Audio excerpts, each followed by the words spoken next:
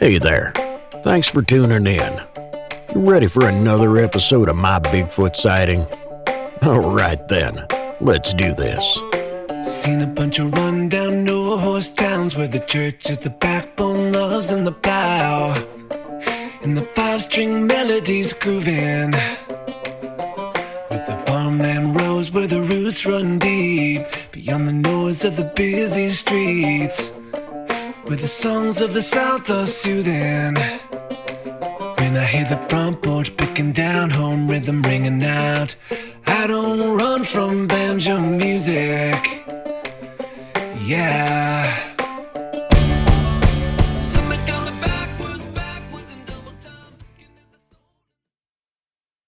If you've had a Bigfoot sighting and would like to be a guest, please go to mybigfootsighting.com and let me know. My Bigfoot sighting happened in the mid-90s.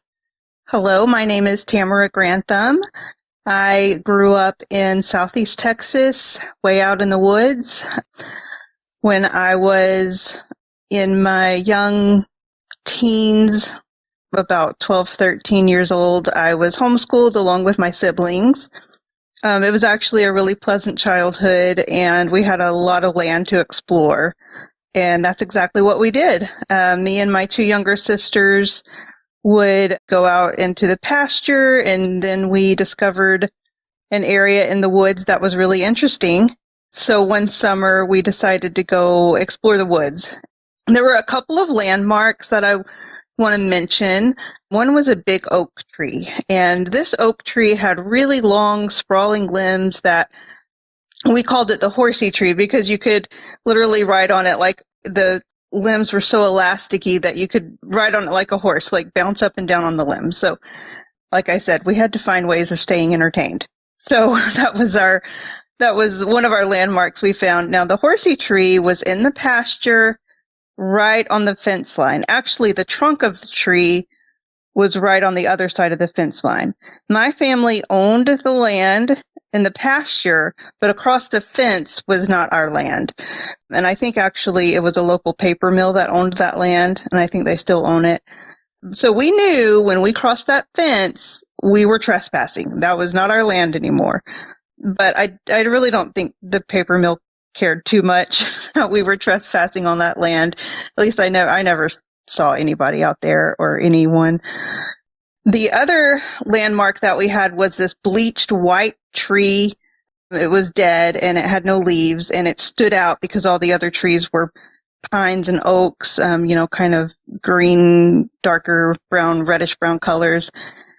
And at that time, me and my siblings were really into the Chronicles of Narnia.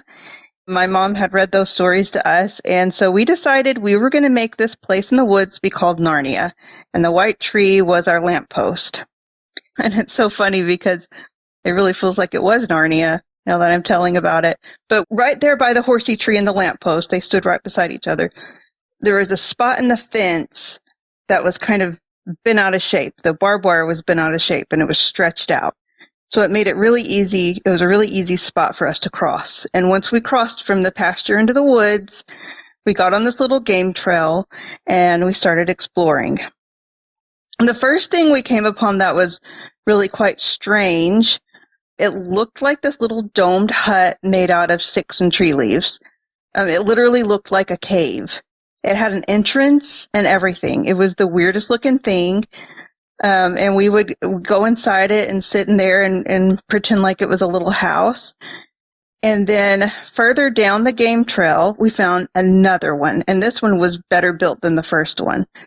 And in my 12-year-old mind, I just assumed maybe something natural had happened there, but I had never seen anything like that before. And I'd spent a lot of time in the woods, and it just didn't seem like, especially with two of those, maybe one I could kind of understand being natural, but two of them right so close to each other it didn't make a lot of sense to me. At one point, my dad came out there with us, and he was also confused by them, and he thought that maybe they were man-made because it looked like something with thumbs, would have had to have built that. So we made one of the little houses like our little fort, like our little playhouse, and we would bring toys out there, trinkets out there. We'd bring peanut butter sandwiches. I remember one time we brought our cousins out there with us. It was just a lot of fun, and it was just kind of our little hideout. So me and my sisters and cousins and friends, we would go out there from time to time. And sometimes I would go out there by myself. And on this particular occasion, I went out by myself, and I usually had a cat or a dog following me. And on this occasion, I had my cat. He's a gray and white cat that we named Pig because he was a big, fat, fluffy cat. And so he went out there with me that day, and I went and I sat in the little house. I just sat there for a while, I had 2 younger sisters and a younger brother. So sometimes I needed to get away. I needed to get away and just go focus on my own thoughts and have somewhere quiet to be. And so that was my quiet place, and I would just sit there. Sometimes I would hear wood knocks, like 1 or 2 just wood knocks. And I thought, maybe, is that a woodpecker? But woodpeckers would make fast knocks, real fast, rapid knocks. And these were slow knocks. And I had no idea what made that knock. I thought maybe it was some sort of woodpecker. That's the best idea I could come up with to explain it. Other times, we would leave things we would call our little house. Actually, it was Tumnus's cave, paying tribute to the Chronicles of Narnia. We would leave things in there, like little plastic pieces of jewelry and little things. And I do remember one time I found a feather, and I think it was a rock right next to each other, kind of like they were placed there on a tree stump. And I don't know, it confused me, and I thought maybe one of my sisters had done it, had left it there. And that was kind of odd. And I just kind of remember these things, these little things like the wood knocks and the little feather and being on the tree stump. I think they just struck me as odd, but I had zero explanation. None. It was confounding, honestly. And I would write it off as things that I know. So anyway, going back to the day that I was sitting in Tumnus's house alone with my cat, I got a little freaked out that day, and it would get a little creepy in the woods if you went alone. And so sometimes I would sit there and I would sing church hymns.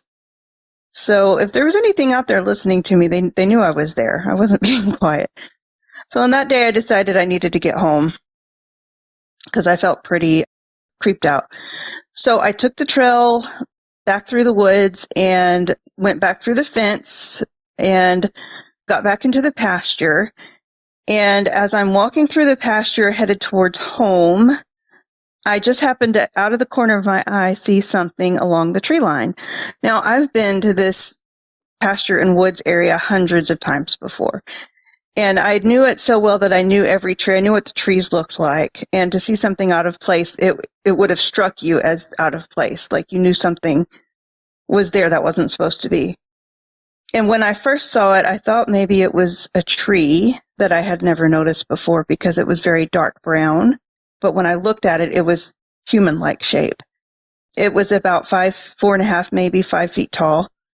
And I wanted to try to figure out what it was, so I took a couple steps closer to it. And I very clearly remember thinking, that is not a tree. And as I got closer, I thought, maybe it's a hunter wearing like a ghillie suit. And my cat was with me. And as I took a couple steps closer, the cat ran up between me and it, kind of halfway between me and it. And I remember having this very distinct feeling like that is not human. It cannot be a hunter. It was hard to see its facial features, to be honest, because it was very dark brown and it was kind of later in the evening. But I do remember seeing its eyes, like 2 shiny black eyes, and it just stood there looking at me. I don't remember smelling anything, but it was just this fear, like you've been thrown into cold ice water. Very, I don't know, very vividly remember that sense of fear that I had because And the thought Bigfoot did not come into my mind. We had never talked about Bigfoot in that part of Texas. That wasn't even, well, of course I didn't even believe Bigfoot existed in the first place. And as I stood there looking at it, I thought, okay, if this is a hunter, I'm going to call for my cat to come to me. And if my cat, if this thing, if it's a hunter, it's going to say something. Like it'll say, oh, hey, is this your cat? It'll speak to me. And so I tried it and I said, here, kitty, kitty, kitty. And that thing just stood there and looked at me. And I just knew this is not human. I didn't have an explanation, but it was just that thought that it's not human. And at that point, the only thing I could think is I need to get away. Like I need to be away from this right now. So I turned around, and even though I really wanted to run, in my mind, I thought if I run, it might chase me. So I walked very as fast as I could walk until I got to the gate. And as soon as I climbed over the gate and got into the clear, I raced home as fast as I could possibly run. My cat did make it home later, but honestly, I had no thought about my cat at that point. I just had the thought of, I need to get away. I told my sister, who was just younger than me, and when you don't have a name for something, like maybe some people, when they see Bigfoot, they know it's Bigfoot, but for me, I had no name for it. And honestly, the only thing I could think is some kind of monster, or there's no name for it. There's nothing I could call it. So I think I told her, we can't go out there anymore. It's not safe to go alone. I saw something out there, but I had, no name for what I saw. And to be honest, I didn't really want to remember it because it had scared me so badly. And so the years went by and I tried my best to forget it. I never did really forget it, but I tried my best to forget it because I didn't, when you have no explanation and when something scares you that badly, you just kind of want it to go away. At least I did. And so fast forward years later, I was in my early 20s. I was a newlywed, and my husband and I were going to the movies, and we had stopped at the ATM, and he was out getting money from the ATM, and I was sitting in the car listening to the radio, and the Chester Moore radio program came on, and they were talking about sightings of juvenile Bigfoot in East Texas. And I can't even describe the emotion that came over me at that moment. It was just like this aha moment of, I know what I saw. And even though it was still a terrifying experience, it was so validating to know what I saw was something real and that other people had seen it too. And the way it was described, this young Bigfoot, 4.5, 5 feet tall and dark brown fur, it was just exactly it's what I had seen. And I told my husband, as soon as he got in the car, I told him, and thankfully he believed me. I don't know that he necessarily believed Bigfoot existed, but he believed me. And I told my parents, and they all believed me. I think because they're family and they know I'm a trustworthy person, and they know there's no reason for me to lie about something like that. I know I didn't misidentify it. I got too close to it. Like I said, I kept walking towards it because I needed an explanation. And so I kept getting closer thinking, there's got to be an explanation for what this is. Maybe it's a prank. Maybe somebody put some kind of mannequin there. And so I know what I saw. I know I didn't misidentify it because I just got too close to it.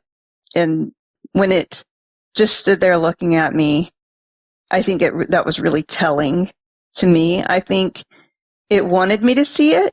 I think it was letting me know that I had been in its territory, and it wanted me to know that I had been sitting in its nest, most likely. I was so terrified. I don't know that if it was trying to be friendly to me or not, but yeah, it was something so out of the ordinary. But I do want to say that if I had known Bigfoot existed, and that if I had known that there were sightings out in that part of Texas, then when I saw it, it would have been more of a feeling of curiosity. Like if you happen to see a wild turkey or a wild deer or something out in the woods, it's more of a curiosity thing. Like, oh, cool, look at that. And that's why I'm telling my story now. I mean, it's been years and years, and it's been a very long time, and it's taken me a long time to finally speak about it. But I think the reason why is because when people have those encounters, and I don't know if Bigfoot is dangerous. The one that I saw certainly didn't seem dangerous, but I think I would have been so much less terrified if I had at least known that these things exist. And so I feel like it's important for people like me to speak up, even though, I mean, yeah, at first I was kind of scared of people ridiculing me, but to be honest, it's something I saw, and there's no way I can deny that I saw it. And so I just think that I need to speak out about it.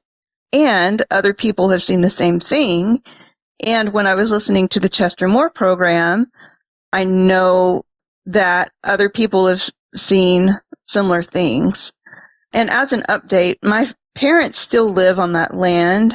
I live in Kansas now, and I've got 5 kids, so I'm a little busy, but my parents still live there. And since I've told them my story, I think they've been more aware of what to look for. And my dad says he heard wood knocks, and he also, outside of the window of his room, it's kind of grown up. The forest, there's no pasture there anymore. It's all grown up, and it's all forest now. And he heard large, heavy bipedal footsteps outside of his window. And that's the most I know of there still being Bigfoot out there. I believe there still is. I believe maybe it's even the one that I saw who's grown up now.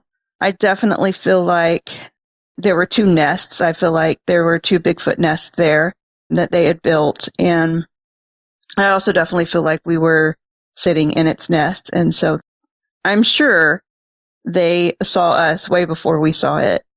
And I say they because I don't think the one I saw was alone. I think it was a juvenile, and it probably had at least a mom somewhere nearby.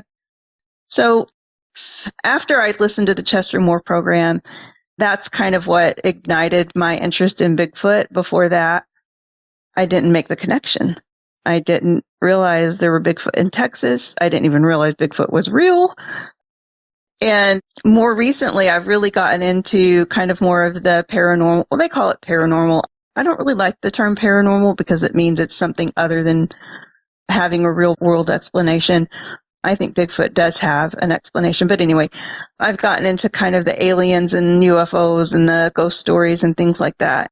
And I've gotten more into the Bigfoot stories. And I've been watching a lot of like Expedition Bigfoot and different things online and listening to podcasts about Bigfoot. I'll definitely be listening to this podcast, by the way, because it has become a really big interest of mine. And I honestly feel like it is a matter of time before science recognizes Bigfoot. I feel like there is so much evidence out there now and so much proof. I don't know. Here's my theory. I think mainstream science kind of shuns the idea of Bigfoot. And when you shun it, you don't explore it. You don't take it seriously. There's different people who do, like Dr. Jeff Meldrum, who kind of represents that area of science. I just feel like there's going to be so much proof at some point that we're going to be forced to acknowledge the existence of Bigfoot. I also think these creatures are extremely smart, and I think they're good at avoiding us. And I think this one showed me itself because I was alone, and it knew I wasn't a threat. And so I think Bigfoot can be threatening to some people, especially if you're in its territory and it doesn't want you there. But in the end, it's a really exciting topic for me, and I'm thrilled every day when I see more video of Bigfoot, when I see more evidence of footprints and DNA. Oh, and I also forgot to mention, I do remember on the barbed wire fence finding clumps of brown fur. We did have cows. They were black and white cows. We had some horses, but this didn't look anything like I can tell what horsehair looks like. And this was like clumps of brown fur on the barbed wire fence. That was another one of those things that I just kind of put in the back of my mind as something that I couldn't explain, along with the feather and the wood knocks.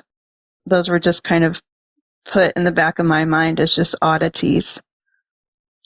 So it's really been, even though it was probably the most terrifying experience of my life, it's really been a blessing because I've been able to realize there's more out there. There's more to this life than just what science accepts as being part of this world.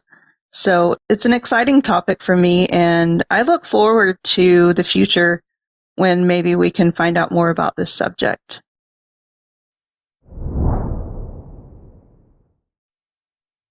My Bigfoot sighting happened when I was 8 or 9 years old.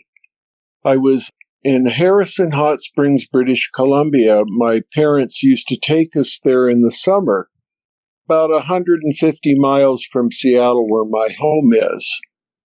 Anyway, they had a stables at the resort, and the stables opened at 9 o'clock. I loved horses, and I would get up like 7 o'clock and go have breakfast, and they had sugar cubes on the table where we had breakfast, so we would take a handful of sugar cubes and put them in our pocket so we could give them to the horses, and that was my pleasure, was to go horseback riding. As soon as I was done with breakfast, I would go down to the stables and wait for them to open.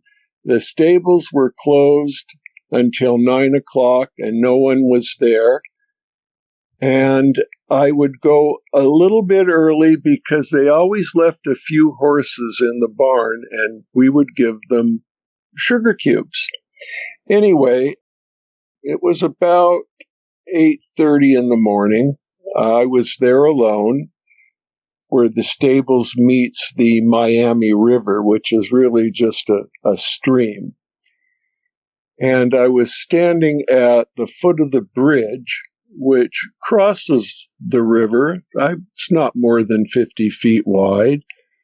And I look across the river and I see a polar bear, at least I thought it was a polar bear, bathing in the water, standing on 2 legs, and then cupping the hand and reaching down to the water, taking a cup of water in the hand, and then pouring it over the head of, I thought it was a polar bear, and then repeated it again, put the hand in the water, cupped it, and then put the water on the head. And I just watched this from a distance, it was 50 feet across from the stream. It's 50 feet wide, and I guess I was 75 feet away.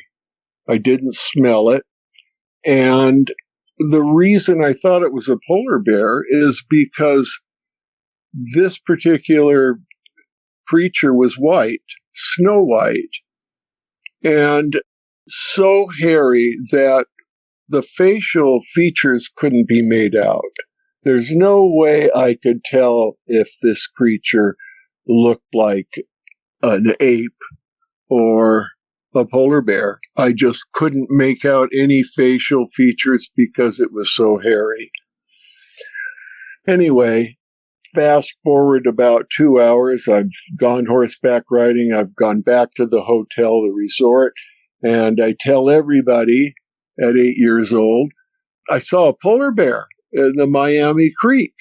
And of course they said, there's no polar bears in British Columbia. And you must have seen something else. And I didn't know anything about the Sasquatch at 8 years old.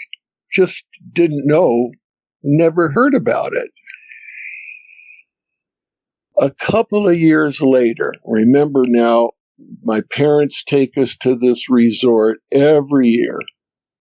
About 2 years later, I am in the basement of the resort where they have a few pinball machines, and I see a picture on the wall of a female Sasquatch and two hunters with rifles in the act of hunting the Sasquatch.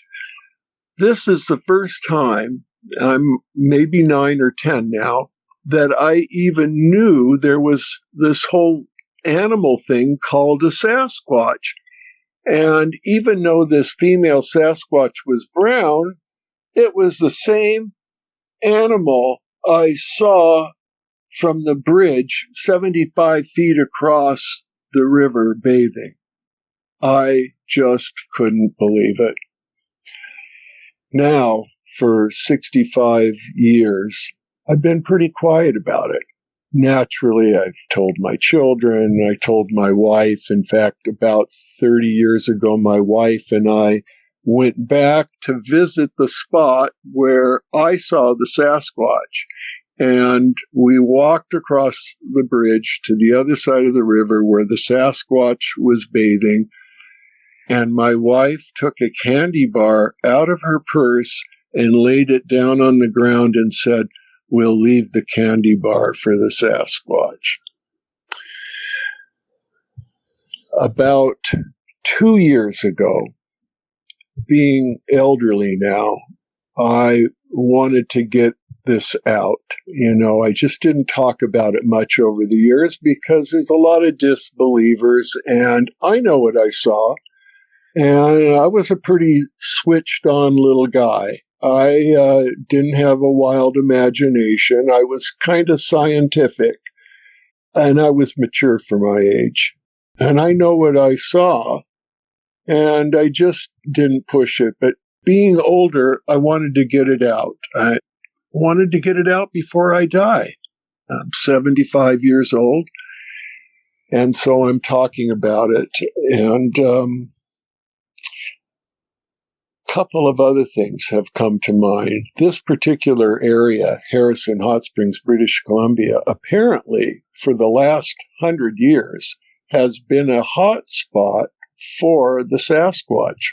I didn't know it, but apparently it's a hot spot. And just a few years ago, they put a museum, a Sasquatch museum in, which is only about an eighth of a mile from where I saw the Sasquatch.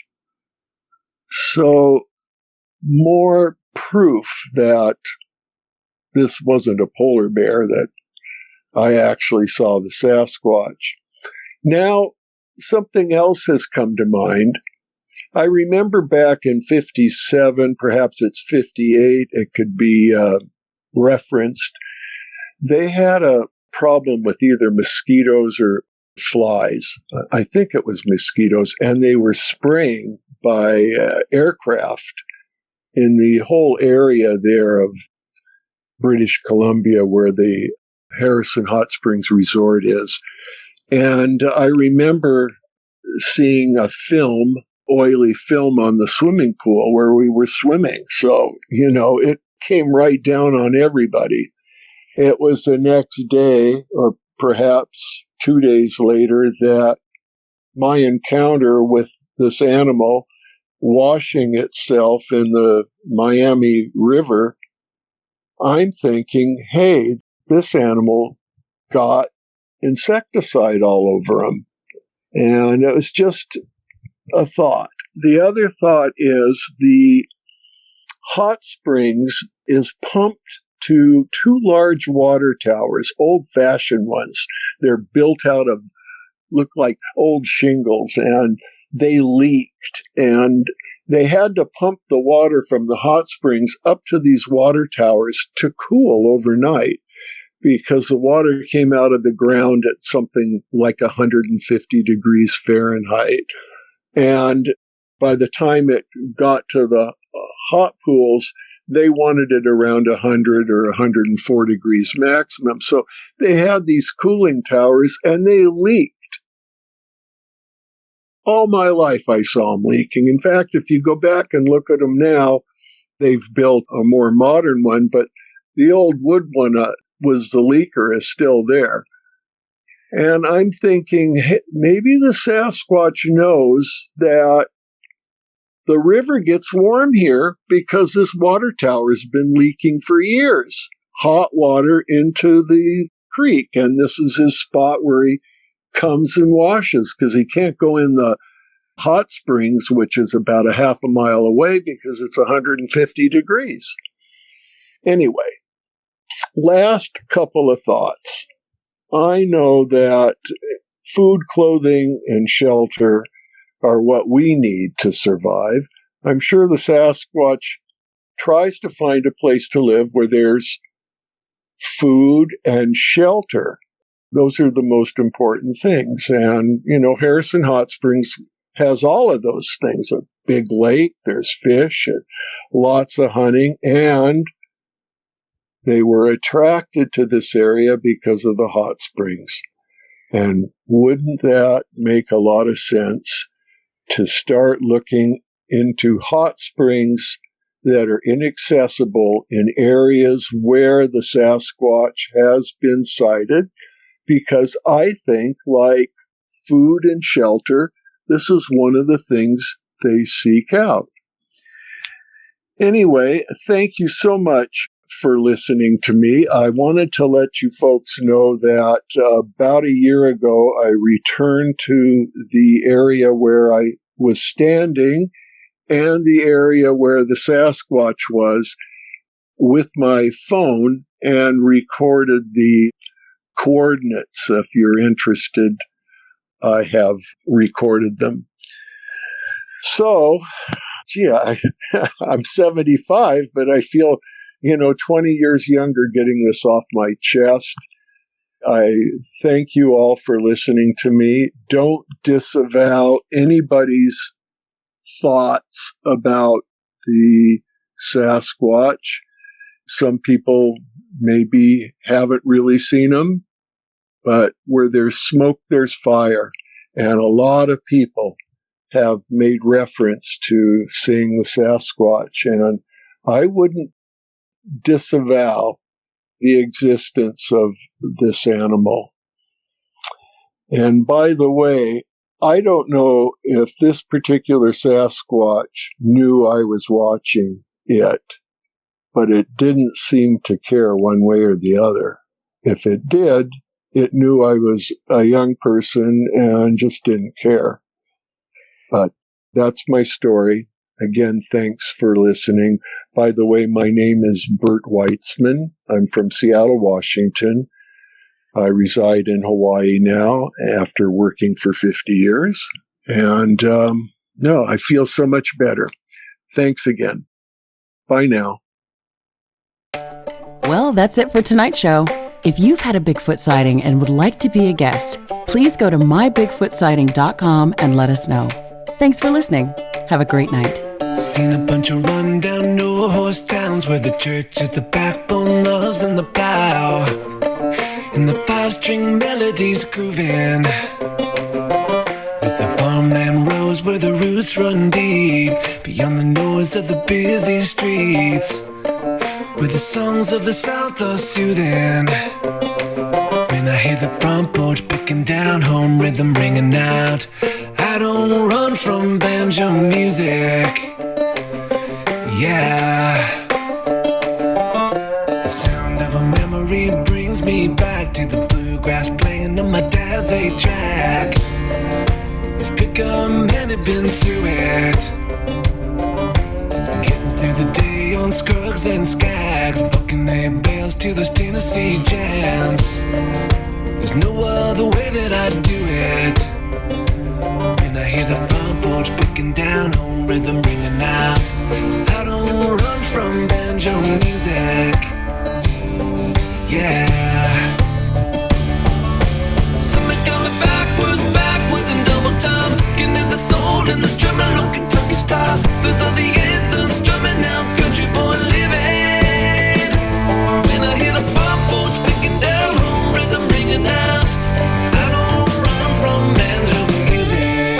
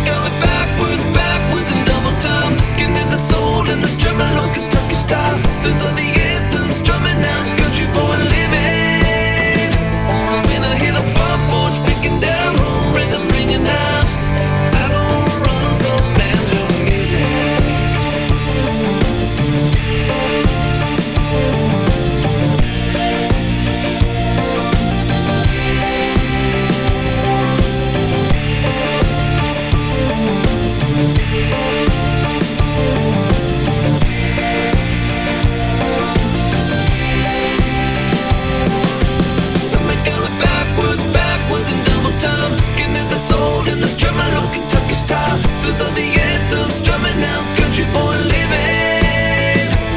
When I hear the front porch picking down home, rhythm ride, chicken porch swing, mama's best sweet tea kind of sound.